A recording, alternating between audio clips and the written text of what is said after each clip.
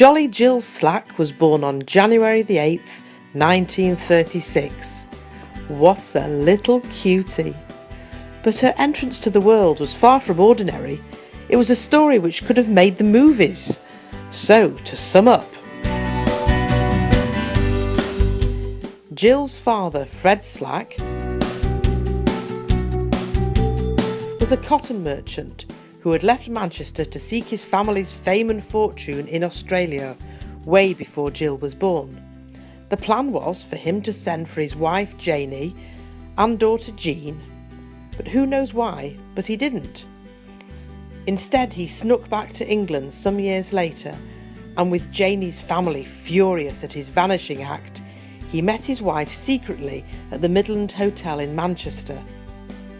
Fred returned to Australia and was never seen again, but he had left behind a rather special memento of his trip home. Yes, you guessed it. 9 months later, Jane Slack gave birth to the heroine of our tale. As you can imagine, life was very different 80 years ago, and poor Janie felt she had no choice but to keep the birth of her second daughter a secret. With only her wonderful sister Adelaide in the know,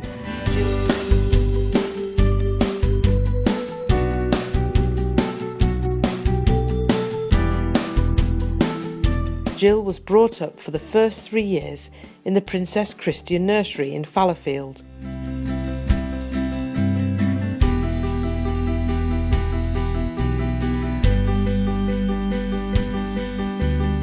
With Adelaide providing the cover, Janie would travel from Sandbach, where she was the landlady of the Swan, as often as possible to see her beloved little girl.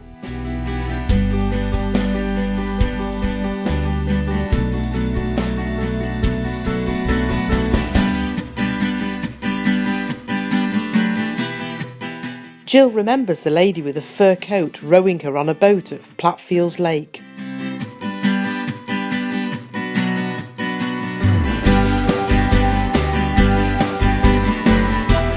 And the diaries the nurses kept tell how Jill was thrilled to see her mother.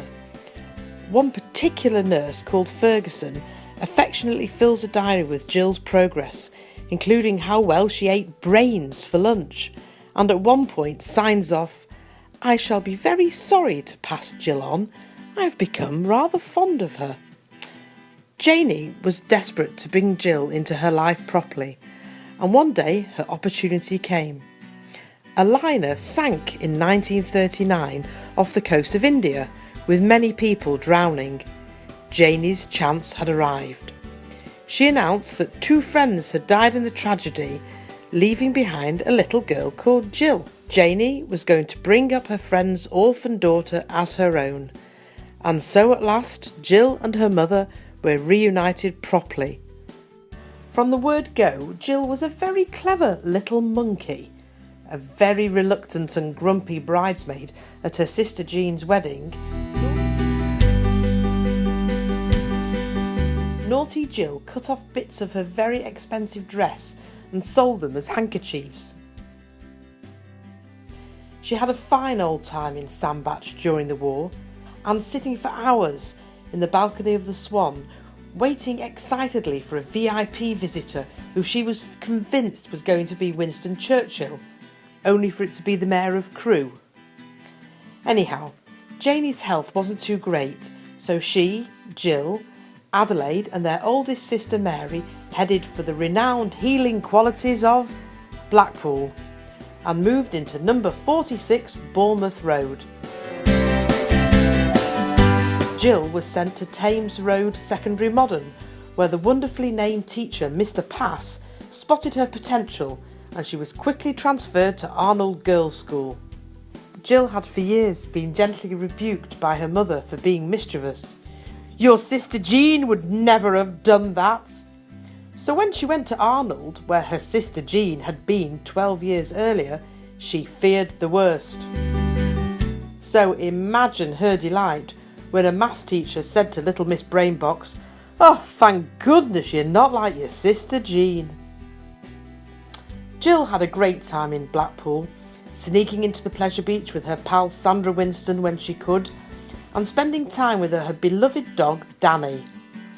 Danny was devoted to his mistress, to such an extent she used to have to sneak to school so he wouldn't follow.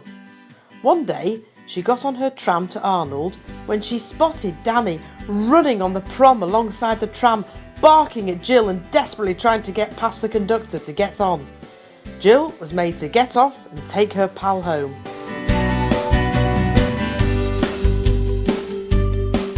Against all the odds, including being taught physics by the school plumber as they didn't have a proper physics teacher, Jill became the first slack to go to university and was off to Manchester to read medicine.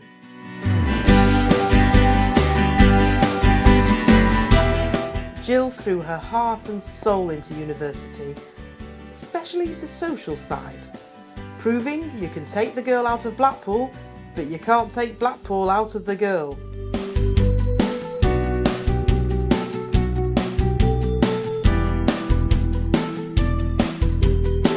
Then one day, Veronica Duffy came over to her with an offer she couldn't refuse. "There's a fella who wants to take you out for a ping pong special, in a car." Jill couldn't believe it, and then Veronica revealed that it was a bet. This chap, a friend of her boyfriend, reckoned he could seduce any woman. Veronica reckoned her money was safe with the Honourable Jill Slack, and she was right. Norman Rowland accepted she wasn't for seducing, but rather liked this beautiful young medical student, and she in turn rather liked his ping pong special.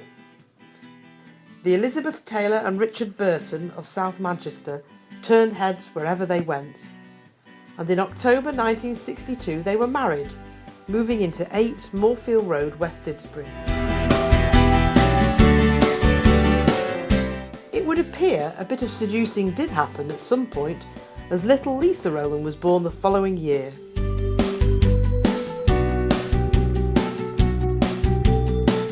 Jill was working as a GP at this stage, and Norm often offered to help look after the baby, more than once using her as a free model for various Bellevue publicity shots, much to Jill's surprise when she opened her newspaper the following day.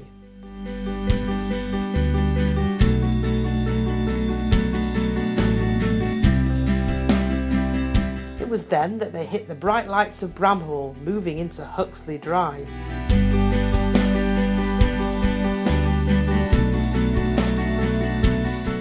And a few years later, along came little cutie pie Adam. Ah.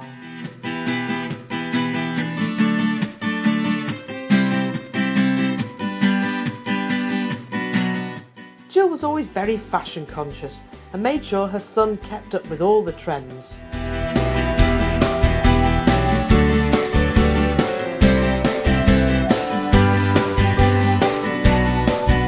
And soon they became grandparents, with the arrival of Lisa and Guy's daughter Maya, and Adam and Kate's children, Thea and Patrick. But although Jill loved the grandchildren, the children and the husband very much, there was soon to be a new love in her life. Limoncello! You name a supermarket and Jill will tell you how much it is, but her heart is still broken after Aldi stopped its £6 deal. Anyhow, joking aside, even limoncello doesn't come anywhere near the amazing bond, love, devotion Jill has shown to her wonderful husband Norm.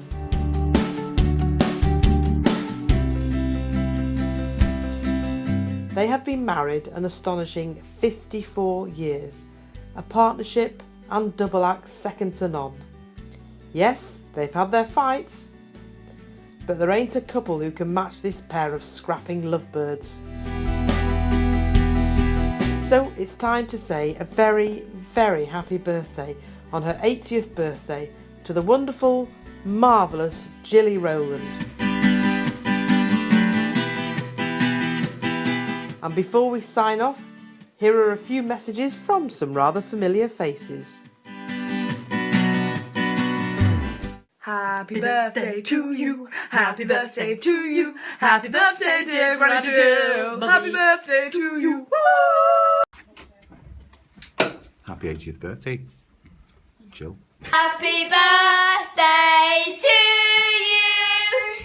Happy birthday to you. Happy birthday, dear Granny Jill. Happy birthday to you. We're hit. Happy 80th birthday, Jill. Happy birthday, Mum. Have a great day. All the very best.